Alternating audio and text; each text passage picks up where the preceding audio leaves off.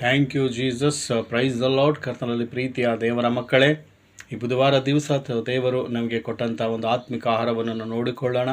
ಮತ್ತಾಯನ ಬರೆದ ಸುವಾರ್ತೆ 1ನೇ ಅಧ್ಯಾಯ 22ನೇ ವಚನದಲ್ಲಿ ದೇವರ ವಾಕ್ಯ ಹೇಳುತ್ತದೆ, ಆತನಿಗೆ ಯೇಸು ಎಂದು ಹೆಸರಿಡಬೇಕು, ಯಾಕೆಂದರೆ ಆತನೇ ತನ್ನ ಜನರನ್ನು ಅವರ ಪಾಪಗಳಿಂದ ಬಿಡಿಸಿ ಕಾಯುವನು ಎಂಬುದಾಗಿ. ಹಾಲೆಲೂಯಾ.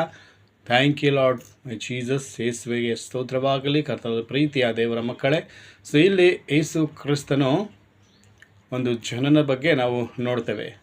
ಇಲ್ಲಿ ಮರಿಯಳ ಗರ್ಭದಲ್ಲಿ, ದೇವರು ಕನ್ನಿಕೆಯಾಗಿರುವ ಗರ್ಭದಲ್ಲಿ, ಸೊ ದೇವರು ಏನು ಮಾಡ್ತಾರೆ, ಈ ಲೋಕಕ್ಕೆ ಆತನು ಜನ್ಮ ತಾಳ್ತಾರೆ. ಹಲ್ಲೆಲೂಯಾ.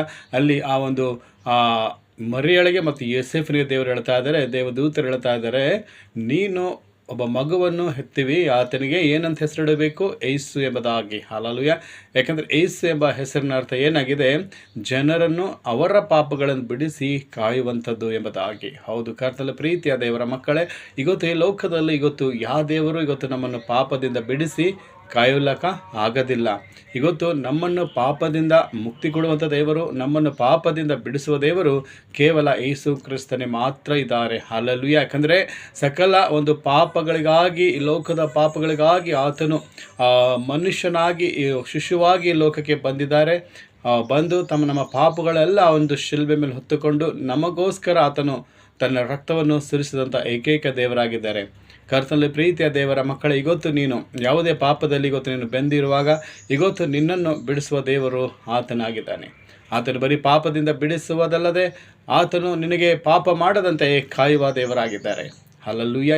ಕರ್ತನಲ್ಲಿ ಪ್ರೀತಿಯ ದೇವರ ಮಕ್ಕಳೇ, ನೀನು ರಕ್ಷಣೆ ಹೊಂದಬೇಕಂದ್ರೆ ನೀನು ಭೂಮಿಯಲ್ಲಾಗಲಿ ಆಕಾಶದ ಮೇಲಾಗಲಿ ಯಾವ ಹೆಸರಿನಲ್ಲಿ ರಕ್ಷಣೆ ಇಲ್ಲ, ಅದು ಕೇವಲ ಯೇಸು ಕ್ರಿಸ್ತನ ಹೆಸರಿನಲ್ಲಿ ಮಾತ್ರ ರಕ್ಷಣೆ ಉಂಟೆಂಬುದಾಗಿ ನಾವು ನೋಡ್ತೇವೆ.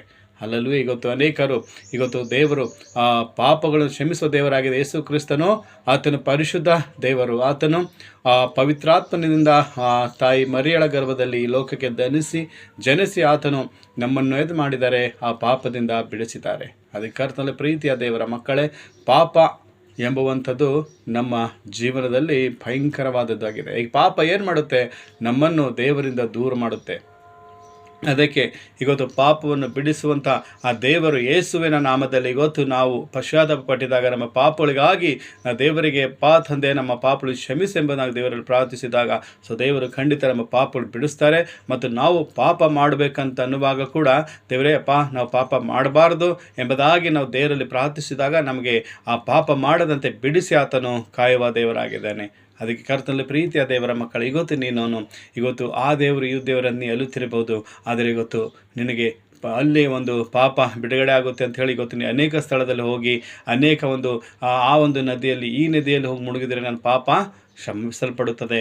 ನನಗೆ ಕೂದಲು ಕೊಟ್ಟರೆ, ನನಗೆ ಆ ಸ್ಥಳದಲ್ಲಿ ಈ ಸ್ಥಳದಲ್ಲಿ ಹೋಗಿ ನನಗೆ ಇರುವಂಥ ಕೂದಲನ್ನು ಕೊಟ್ಟರೆ ನನ್ನ ಪಾಪ ಕ್ಷಮಾಪಣೆ ಆಗುತ್ತದೆ ಅಂತ ಹೇಳಿ ನೀನು ಊಹಿಸಿಕೊಂಡು ಅಲ್ಲೆಲ್ಲಿ ಸುತ್ತಾಡ್ತಿರ್ಬೋದು. ಆದರೆ ಕರ್ತನಲ್ಲಿ ಪ್ರೀತಿಯ ದೇವರ ಮಕ್ಕಳು, ನೀನು ಕರ್ತನ ಯೇಸು ಕ್ರಿಸ್ತನಲ್ಲಿ ಇದ್ದುಕೊಂಡು ಆತನ ಹೆಸರು ಮೇಲೆ ದೀಕ್ಷಾಸ್ನಾನ ಮಾಡಿಸಿಕೊಂಡಿದ್ರೆ ಮಾತ್ರ ನಿನ್ನ ಪಾಪಗಳು ಕ್ಷಮಿಸಲ್ಪಟ್ಟಿರ್ತವೆ. ಯಾಕಂದರೆ ಪಾಪಗಳನ್ನು ಕ್ಷಮಿಸುವಂಥ ಅಧಿಕಾರ ಆತನಿಗೆ ಕೊಡಲ್ಪಟ್ಟಿದೆ. ಆಮೇನ್. ಹಲ್ಲೆಲೂಯಾ. ಯಾಕಂದರೆ ಯೇಸು ಕ್ರಿಸ್ತನಿಗೆ ಮಾತ್ರ ಅಧಿಕಾರ ಇದೆ. ಏನಕ್ಕೆ? ಪಾಪಗಳನ್ನು ಕ್ಷಮಿಸುವುದಕ್ಕಾಗಿ. ಲೋಕದಲ್ಲಿರುವಂಥ ನಮ್ಮೆಲ್ಲರ ಪಾಪಗಳನ್ನು ಕ್ಷಮಿಸಲು ಕೇವಲ ಯೇಸು ಕ್ರಿಸ್ತನಿಗೆ ಮಾತ್ರ ಸಾಧ್ಯವಿದೆ. ಅದಕ್ಕೆ ಕರ್ತನಲ್ಲಿ ಪ್ರೀತಿಯ ದೇವರ ಮಕ್ಕಳೇ, ಯಾಕೆಂದರೆ ಈ ಪಾಪ ಏನು ಮಾಡುತ್ತೆ, ನಮಗೆ ಆ ದೇವರನ್ನು ದೂರ ಮಾಡುತ್ತೆ ಮತ್ತು ನಮ್ಮ ಜೀವನದಲ್ಲಿ ಕಣ್ಣೀರು ಕಷ್ಟಗಳನ್ನು ತಂದೊಡುವಂಥದ್ದು ಕೆಲಸ ಆಗಿದೆ. ಯಾಕಂದರೆ ಇದು ಮೋಹ ಎಂಬ ಮೋಹ ನಮ್ಮಲ್ಲಿದ್ದಾಗ ಆ ಆಸೆನು ಏನು ಮಾಡುತ್ತೆ, ಪಾಪವನ್ನು ಬರಮಾಡುತ್ತೆ. ಅದಕ್ಕೆ ಕರ್ತನಲ್ಲಿ ಪ್ರೀತಿಯ ದೇವರ ಮಕ್ಕಳೇ, ನಾವು ಪಾಪ ಮಾಡದಂತೆ ಸೊ ಯಾವಾಗಲೂ ದೇವರಲ್ಲಿ ಕೊಂಡು ಆತನನ್ನು ಕೊಂಡಾಡುವಂತೆ ದೇವರು ನಮ್ಮನ್ನು ಆಶೀರ್ವಾದ ಮಾಡಲಿ ಎಂಬುದಾಗಿ ನಾನು ದೇವರಲ್ಲಿ ಪ್ರಾರ್ಥಿಸ್ತೇನೆ. ಯಾಕಂದರೆ ವಿಮೋಚನ ಕರ್ತನು ಆತನಾಗಿದ್ದಾನೆ. ಹಲ್ಲೆಲೂಯಾ. ಅದ್ಭುತ ಮಾಡುವ ದೇವರು ಆತನಾಗಿದ್ದಾನೆ. ನಮ್ಮನ್ನು ಪಾಪದಿಂದ ಬಿಡಿಸಿ ಕಾಯುವ ದೇವರಾಗಿದ್ದಾರೆ. ಇಸ್ರಾಯೇಲರನ್ನು ಐಗುಪ್ತ ದೇಶದಿಂದ ಆತನು ಬಿಡಿಸಿ ಆ ಒಂದು ಕಾನಾನ್ ದೇಶಕ್ಕೆ ನಡೆಸಿದ ದೇವರಾಗಿದ್ದಾನೆ. ಹಲ್ಲೆಲೂಯಾ. ಪಾಪ ಏನು ಮಾಡುತ್ತೆ, ನಮಗೆ ರೋಗದಲ್ಲಿ ಆಗ್ತದೆ, ಅದು ನಮಗೆ ದರಿದ್ರವನ್ನು ಶಾಪಗ್ರಸ್ತವನ್ನು ತರುತ್ತಾ ಇದೆ. ತರುತ್ತದೆ. ಅದಕ್ಕೆ ಕರ್ತನಲ್ಲಿ ಪ್ರೀತಿಯ ದೇವರ ಮಕ್ಕಳು, ಇವತ್ತು ನಾವು ಪಾಪ ಮಾಡೋದನ್ನು ಬಿಟ್ಟು ಆ ದೇವರಲ್ಲಿ ನಾವು ಯಾವಾಗಲೂ ನಾವು ದೇವರಲ್ಲಿ ಯಾವಾಗಲೂ ನೆಲೆಗೊಂಡಿದ್ದರೆ ಖಂಡಿತ ದೇವರು ನಮಗೆ ಆ ಹಿಂದೆ ಮಾಡಿದ ಪಾಪಗಳನ್ನು ಕ್ಷಮಿಸಿ ಇವತ್ತು ತಿರುಗಿ ನಾವು ಪಾಪ ಮಾಡದಂತೆ ನಮಗೆ ಕಾಯುವ ದೇವರಾಗಿದ್ದಾರೆ. ಯಾಕಂದರೆ ಕ್ರಿಸ್ತ ಯೇಸುವಿನ ರಕ್ತದಲ್ಲೇ ಮಾತ್ರ ನಮಗೆ ಪಾಪ ಕ್ಷಮಾಪಣೆ ಉಂಟು. ಹಾಲಲ್ಲೂ ಇವತ್ತು ದೇವರ ಹೆಸರಿನಲ್ಲಿ ಇವತ್ತು ಪಶ್ಚಾತ್ತಾಪ ಪಟ್ಟು ಇವತ್ತು ನೀನು ದೇವರೇ ನಾನು ಮಾಡಿದ ಪಾಪಗಳು ಕ್ಷಮಿಸಿ ಎಂಬುದಾಗಿ ನೀ ದೇವರಲ್ಲಿ ಪ್ರಾರ್ಥಿಸುವುದಾದರೆ ಇವತ್ತು ದೇವರು ಖಂಡಿತ ನಿನ್ನ ಪಾಪಗಳನ್ನು ಕ್ಷಮಿಸಿ ದೇವರು ನಿನಗೆ ನೂತನ ಸೃಷ್ಟಿ ಮಾಡ್ತಾರೆ. ಯಾಕಂದರೆ ದೇವರು ಬರೀ ಇಸ್ರಾಯೇಲರ ದೇವರಲ್ಲ, ಇಡೀ ಲೋಕಕ್ಕೆ ಜನಾಂಗಕ್ಕೆ ದೇವರಾಗಿದ್ದಾರೆ. ಆತನು ಇಡೀ ಲೋಕದ ಪಾಪವನ್ನು ಕ್ಷಮಿಸುವುದಕ್ಕಾಗಿ ಪರಿಶುದ್ಧವಾಗಿ ಯಜ್ಞದ ಕುರಿಯಾಗಿ ಈ ಲೋಕದಲ್ಲಿ ಬಂದು ತನ್ನನ್ನು ತಾನೇ ಸಮರ್ಪಿಸಿ ಆ ಲೋಕದ ಎಲ್ಲ ಪಾಪಗಳಿಗಾಗಿ ದೇವರು ಶಿಲ್ಮೆ ಮೇಲೆ ಪ್ರಾಣ ಕೊಟ್ಟಿದ್ದಾರೆ. ಹಾಲಲ್ಲೂಯೆ. ಇವತ್ತು ಕರ್ತನಲ್ಲಿ ಪ್ರೀತಿಯ ದೇವರ ಮಕ್ಕಳೇ, ಇವತ್ತು ಒಳ್ಳೆಯವರು ಇದ್ದಾರೆ ಸಹಾಯ ಮಾಡ್ಬೋದು, ಆದರೆ ನಾವು ಪಾಪಿಗಳಾಗಿದ್ದಾಗೂ ನಾವು ಕೆಟ್ಟವರಾಗಿದ್ದಾಗೂ ಕೂಡ ದೇವರು ನಮಗೆ ಪ್ರೀತಿಸಿ ನಮಗೋಸ್ಕರ ಪ್ರಾಣ ಕೊಟ್ಟಂಥ ದೇವರು ಯೇಸು ಕ್ರಿಸ್ತನು. ಹೌದು, ಕರ್ತನು ಯೇಸು ಕ್ರಿಸ್ತನು. ದೇವರ ವಾಕ್ಯ ಹೇಳಿದೆ, ಯೇಸು ಕ್ರಿಸ್ತನು ಪಾಪಿಗಳಿಗೆ ಮಿತ್ರನು, ರೋಗಿಗಳಿಗೆ ವೈದ್ಯನೆಂಬುದಾಗಿ. ಹೌದು, ಕರ್ತನಲ್ಲಿ ಪ್ರೀತಿಯ ದೇವರ ಮಕ್ಕಳೇ, ಇವತ್ತು ಪಾಪಿಗಳ ಸಂಗಡ ಇರುವುದಕ್ಕೆ ಯಾರು ಇಷ್ಟಪಡಲ್ಲ, ಕೆಟ್ಟವರ ಸಂಗಾಡ ಇರಲಿಕ್ಕೆ ಯಾರು ಇಷ್ಟಪಡಲ್ಲ. ಆದರೆ ನಿನ್ನ ದೇವರ ಯೇಸು ಕ್ರಿಸ್ತನು ಪಾಪವನ್ನು ದ್ವೇಷಿಸ್ತಾರೆ, ಪಾಪಿಗಳನ್ನು ಪ್ರೀತಿಸ್ತಾರೆ. ಅದಕ್ಕೆ ಕರ್ತನಲ್ಲಿ ಪ್ರೀತಿಯ ದೇವರ ಮಕ್ಕಳಿಗೊತ್ತು ಆ ಪ್ರೀತಿಸುವ ದೇವರಾದ ಯೇಸು ಕ್ರಿಸ್ತನ ಹತ್ರ ನೀವು ಬಂದು ನೀವು ಪಾಪಗಳನ್ನು ಒಪ್ಪಿಕೊಂಡಿದ್ದಾಗ ದೇವರು ನಿಮ್ಮನ್ನು ಬಿಡಿಸ್ತಾರೆ. ಯಾಕಂದರೆ ದೇವರ ವಾಕ್ಯ ಹೇಳುತ್ತದೆ, ಪಾಪವನ್ನು ಒಪ್ಪಿಕೊಂಡು ಬಿಟ್ಟು ಬಿಡುವನು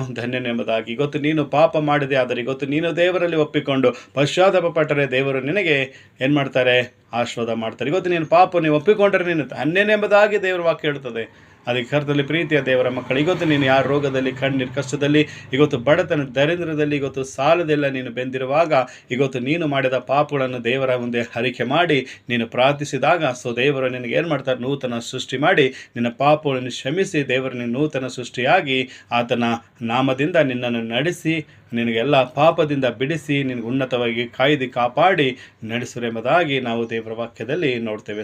ದೇವರ ವಾಕ್ಯದಂತೆ ನಿಮ್ಮನ್ನು ನಮ್ಮನ್ನು ಆಶೀರ್ವಾದ ಮಾಡಲಿ. ಆತನು ನಮ್ಮ ಪಾಪಗಳಿಗಾಗಿ ಬಂದಂಥ ದೇವರು ನಮ್ಮ ಪಾಪಗಳನ್ನು ಕ್ಷಮಿಸಿ ನಮಗೆ ಪಾಪ ಮಾಡದಂತೆ ಯಾವಾಗಲೂ ದೇವರು ನಮಗೆ ಕಾಯುವಂಥ ದೇವರಾಗಿದ್ದಾರೆ. ಅದಕ್ಕೆ ಆತನ ನಂಬಿಕೆ ಇಟ್ಟಿದಾಗ ದೇವರು ನಮಗೆಲ್ಲದರಿಂದ ಬಿಡಿಸಿ ಕಾಪಾಡುವಂಥರು ನಮ್ಮ ದೇವರಾಗಿದ್ದಾರೆ ಎಂಬುದಾಗಿ ನೋಡ್ತೇವೆ. ದೇವರ ವಾಕ್ಯದಂತೆ ನಿಮ್ಮೆಲ್ಲರನ್ನು ದೇವರ ಆಶೀರ್ವಾದ ಮಾಡಲಿ. May God bless you and your family. Amen, amen.